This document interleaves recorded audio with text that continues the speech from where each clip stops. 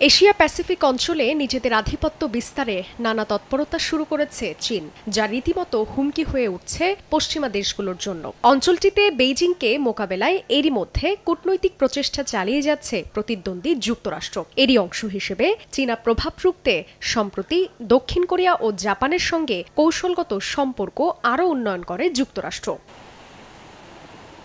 তবে এবার ওয়াশিংটনের মিত্র সিউল ও টোকিও যেন ভোল পাল্টালো। হঠাৎই চীনের সঙ্গে সম্পর্ক পুনরুদ্ধার ও স্বাভাবিকীকরণের চেষ্টা দক্ষিণ কোরিয়া ও জাপানের। ত্রিপক্ষীয় সম্মেলনে বসতে যাচ্ছে চীন, জাপান, দক্ষিণ কোরিয়া। আঞ্চলিক সহযোগিতা বৃদ্ধি ও আন্তঃবাণিজ্যিক সম্পর্ক জোরদার করতে 2019 সালের পর এই প্রথম বৈঠকে বসতে যাচ্ছে এশিয়ার 3 দেশ।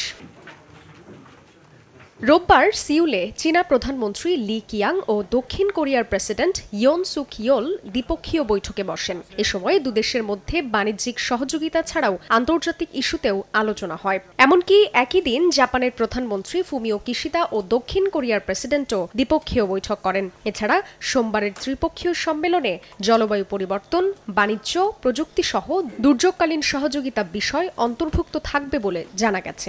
ব্রাইট লক টেকনোলজি সাধারণ পাউডারের তুলনায় দেয় দ্বিগুণ উজ্জ্বলতা। রিন অ্যাডভান্সড দেয় দ্বিগুণ উজ্জ্বলতা।